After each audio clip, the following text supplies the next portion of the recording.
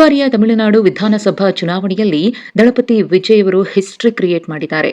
ಅತಿ ಹೆಚ್ಚು ಸ್ಥಾನಗಳಲ್ಲಿ ಗೆಲ್ಲುವ ಮೂಲಕ ಅತಿದೊಡ್ಡ ಪಕ್ಷವಾಗಿ ಹೊರಹೊಮ್ಮಿದ್ದಾರೆ. ಇನ್ನು ಟಿವಿಕೆ ಗೆದ್ದ ಬಳಿಕ ಅನೇಕ ಮಂದಿ ವಿಜಯ್ ಅವರಿಗೆ ಶುಭಾಶಯ ಕೋರ್ತಿದ್ದಾರೆ. ಹಾಗೆಯೇ ತಮಿಳುನಾಡು ರಾಜ್ಯ ಬಿಜೆಪಿ ಘಟಕದ ಮಾಜಿ ಅಧ್ಯಕ್ಷರಾಗಿರುವ ಕೆ ಅಣ್ಣಾಮಲೈಯವರು ಕೂಡ ದಳಪತಿ ವಿಜಯ್ ಅವರಿಗೆ ಅಭಿನಂದನೆ ಸಲ್ಲಿಸಿದ್ದಾರೆ. ಸದ್ಯಕ್ಕೆ ಅಣ್ಣಾಮಲೈಯವರ ಟ್ವೀಟ್ ತೀವ್ರ ಸಂಚಲನವನ್ನ ಸೃಷ್ಟಿಸಿದೆ. ಅವರು ದಳಪತಿ ವಿಜಯ್ ಅವರಿಗೆ ಅಭಿನಂದನೆಯನ್ನ ಸಲ್ಲಿಸುವುದರ ಜೊತೆಗೆ ಸ್ಟಾಲಿನ್ ಅವರಿಗೂ ಕೂಡ ಸಾಂತ್ವನ ಹೇಳಿದ್ದಾರೆ. ತಮಿಳುನಾಡಿನಲ್ಲಿ ಬಿಜೆಪಿ ಮತ್ತು ಎಐಎಡಿಎಂಕೆ ಮೈತ್ರಿಯನ್ನ ಮಾಡಿಕೊಂಡಿದ್ವು. ಇನ್ನು ಸೀಟು ಹಂಚಿಕೆ ಟೈಮ್ನಲ್ಲಿ ಅಣ್ಣಾಮಲೈ ಎಡಪಡಿ ಪಳನಿಸ್ವಾಮಿ ಅವರ ವಿರುದ್ಧ ಬೇಸರವನ್ನ ಕೂಡ ವ್ಯಕ್ತಪಡಿಸಿದ್ರು. ಬಿಜೆಪಿ ಕೇಂದ್ರ ಆಯ್ಕೆ ಸಮಿತಿ ಅಣ್ಣಾಮಲೈಯವರನ್ನ ಹೊರಗಿಟ್ಟು ಸೀಟು ಹಂಚಿಕೆಯನ್ನ ಮಾಡಿತ್ತು. ಆದರೂ ಕೂಡ ಪಕ್ಷದ ಪರವಾಗಿ ಅವರು ಪ್ರಚಾರದಲ್ಲಿ ತೊಡಗಿಸಿಕೊಂಡಿದ್ರು. ಆದರೆ ಎಲ್ಲರ ಲೆಕ್ಕಾಚಾರವನ್ನ ವಿಜಯ್ ತಲೆಕೆಳಗಾಗಿಸಿ ಗೆದ್ದು ಬೀಗಿದ್ದಾರೆ.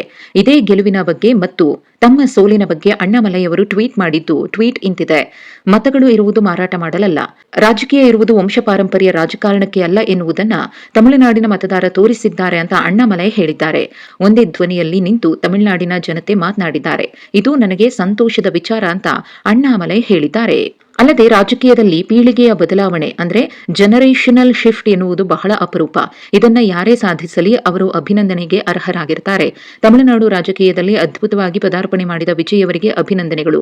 ನೀವು ಏನ್ ಅಂದುಕೊಂಡು ರಾಜಕೀಯಕ್ಕೆ ಬಂದಿದ್ದೀರೋ ಅದನ್ನ ಸಾಧಿಸಲು ಆಂಡವ ನಿಮ್ಮ ಜೊತೆಗಿರಲಿ ಅಂತ ಅಣ್ಣಾಮಲೈ ದಳಪತಿ ವಿಜಯ್ ಅವರಿಗೆ ಶುಭ ಹಾರೈಸಿದ್ದಾರೆ. ಅಲ್ಲದೆ ಹಗಲಿರುಳು ಶ್ರಮಿಸಿದ ನನ್ನ ಪ್ರೀತಿಯ ಬಿಜೆಪಿ ತಮಿಳುನಾಡು ಕಾರ್ಯಕರ್ತರಿಗೆ ಮತ್ತು ಮುಖಂಡರಿಗೆ ಧನ್ಯವಾದಗಳು ಎಂದಿದ್ದಾರೆ. ಶೀಘ್ರದಲ್ಲೇ ಉತ್ತಮ ಕಾಲ ನಮಗೂ ಬರಲಿದೆ ಅಂತ ಅಣ್ಣಾಮಲೈ ವಿಶ್ವಾಸವನ್ನ ವ್ಯಕ್ತಪಡಿಸಿದ್ದಾರೆ. ಸದ್ಯಕ್ಕೆ ಅಣ್ಣಾಮಲೈಯವರ ಈ ಪೋಸ್ಟ್ ಸಿಕ್ಕಾಪಟ್ಟೆ ವೈರಲ್ ಆಗ್ತಾ ಇದ್ದು, ಅಣ್ಣಾಮಲೈಯವರ ಈ ಪೋಸ್ಟ್ಗೆ ಅನೇಕ ಮಂದಿ ತರಹೇವಾರಿ ಕಮೆಂಟ್ಸ್ ಮೂಲಕ ತಮ್ಮ ಅಭಿಪ್ರಾಯವನ್ನ ತಿಳಿಸುತ್ತಿದ್ದಾರೆ.